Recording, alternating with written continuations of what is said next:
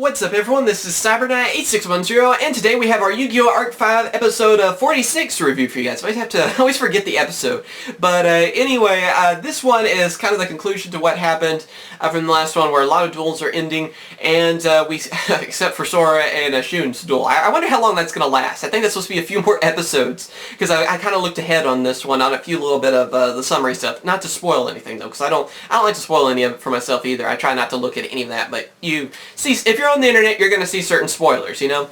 But anyway, yeah, it seems like a lot of duels have ended. We saw the Arcv monster finally, the Dark Rebellion Arcv with odd eyes, and I made a video on it too if you want to check it out. But that card is amazing looking. I love the artwork on it. The effect is scary. I'm wondering if we'll actually see it printed in the actual game, because it is an Arcv pendulum, which is kind of cool. And I think we'll eventually see, of course, Arcv, more Arcv pendulums. We're going to see, you know, synchro pendulums, fusion pendulums. I think we're going to see a lot more of that in the future, because it kind of makes sense. I mean, if you look back to the older ways of summoning and everything too, have they always kind of tried to add new things? Like we had the synchro fusions there for a little bit and stuff too, which I kind of hated. Those didn't really take off. Those were fun to use.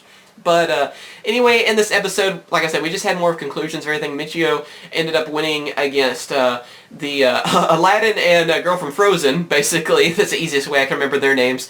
And I think it was Olga, and I don't remember the other kid's name, unfortunately. But yeah, he ends up winning against them using his cards. I think it was pretty close, though, for him. He taking on two people at the same time.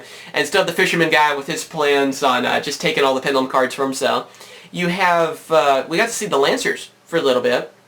And the Lancers were, well, some of the cards they were using were kind of cool. It's cool to see Perfectly Ultimate Great Moth, which is, you know, just cool to see an older card like that. And then we also saw, I think, the Prophecy. One of the Prophecy monsters was there as well. But I was kind of hoping for a few more monsters. The only thing that kind of disappointed me, I mean, it was cool to see those two. I'm not saying it wasn't. But I would still like to see a few other, you know, things, like maybe bring Gladiator Beasts out, or, you know, some Elemental Heroes again. I mean, Elemental Heroes really need a shout out and all, especially since fusions are evil. Maybe we need to see some evil heroes again. I mean, come on. But I'm hoping to see some other older archetypes out there too. I just want them to really do a lot of fan service on that kind of stuff. We're just going to see all of our favorite archetypes, you know, actually in the anime. And so that happened. And then we had, of course, the conclusion with Yuya versus the Obelisk Force. Like I said, he brought out that new Arcv monster and just destroyed them. Instantly destroyed them. And evidently he's, of course, people are calling this too, they're calling it Berserk Mode. I still call it more Evil Yuya because I don't think Berserk Mode has been confirmed to be what it's actually called. And I consider it being a little bit more possessed or evil.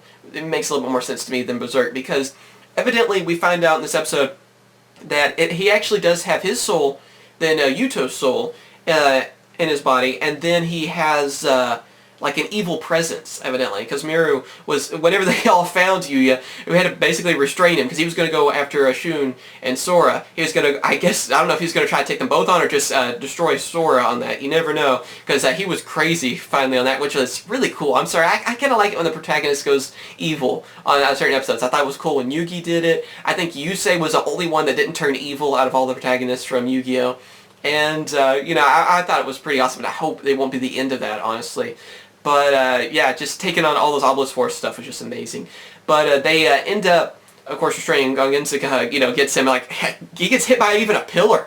So I'm thinking, God, wouldn't that kind of break your back, or is it still a simulation sort of thing? I don't really understand the rules on that. Or is it alternate reality thing, or do, like, if a building falls in, would that kill you in dueling? I don't know, because it looked like it could kill you, but I'm not sure. You'd think a pillar hitting you, though, would break your back, pretty much, on there.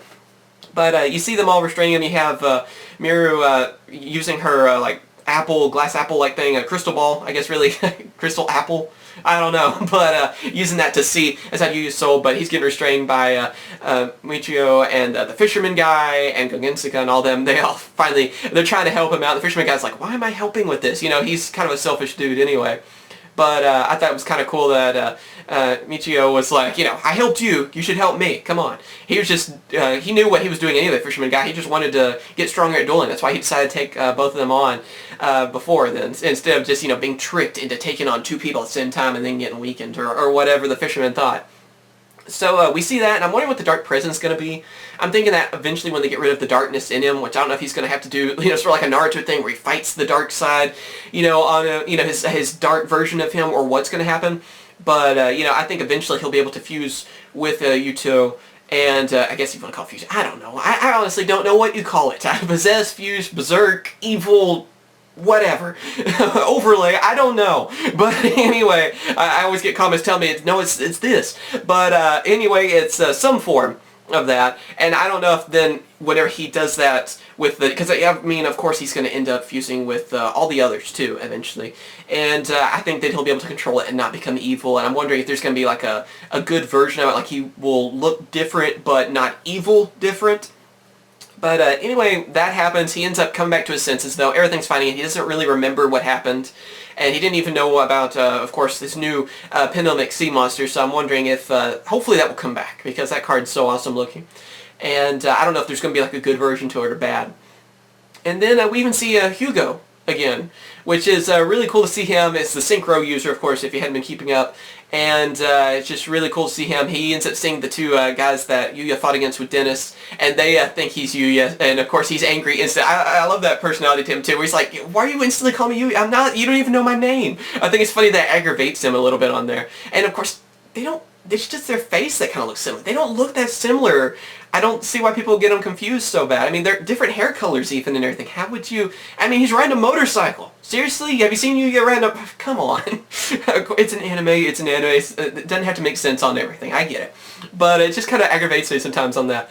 But, yeah, so that happens. He ends up defeating them, evidently off screen, with little problem at all. I guess he uses his synchro, his dragon on there, because they say they can sense the synchro energy. So I think Yuya will end up going against him pretty soon, and I don't know if we might see him take his Synchro Monster or what's going to happen in the future, but eventually he'll have all the different forms, the fusion and everything too. And then of course we see Selena and Yuzu talking. Selena doesn't really understand what's, she's thinking that the fusion dimension isn't attacking the sea people. They think they're trying to unite everyone. They think of it as a good thing. They don't think of it as they're hurting people, that are just civilians out there that, just there. They don't think of it as just hurting people like what's actually happening. So she's, doesn't really think they're really in the wrong, but she wants to go talk to Shun to get everything and see what's actually going on, because evidently she doesn't know what's going on. Yusu's trying to explain it to her. She's like, no, we're not trying to hurt people. We're just trying to unite the world. And so they end up switching clothes, so that way it'll be, easier for Selena to get to Shun and not have the Obelisk Force going after her, which, again, their hair colors and even hairstyles are different. You would think you could kind of tell, but I guess if you're just looking at the clothes, that would confuse you. I don't know. Anime logic. But, so that happens, and then we see Dennis kind of around there, and we see Yuri, I think is the other, the fusion version of Yuya, ends up showing up and talking to Dennis, and evidently they know each other. So, I know somehow Dennis is related to everything. I don't think he's necessarily from the fusion dimension. I think there's going to be a bigger story to him, and it might have been spoiled already on the summaries. I don't know. Like I said, I don't read ahead on all of that. But, yeah, it looks like we're going to see a duel with Yuri pretty soon, and I can't wait to see what that, I guess, the fusion Odd Ice is going to be. But, yeah, that's pretty much what happened in this episode, basically just setting a lot of things up. But anyway, yeah, that's pretty much what happened. Like I said, it's just setting everything up, and, yeah, I can't wait for the next episode. I want to hear more about what's going on with Yuri. I want to see the fusions that he's using. I also want to see the final, what's going to happen in the duel with Shun versus Sora, because we haven't really, it's just kind of gone a little bit in the background, and that's the duel I've wanted to see the most, I feel like, the rematch. So, hopefully something will happen on that soon. I kind of already know what's going to happen, because like I said, some of that got spoiled for me, but I'm not going to spoil it for you guys. But yeah, tell me what you guys think on this. If you're enjoying the episode so far, of course, thank you for watching. As always, remember to comment, rate, and subscribe.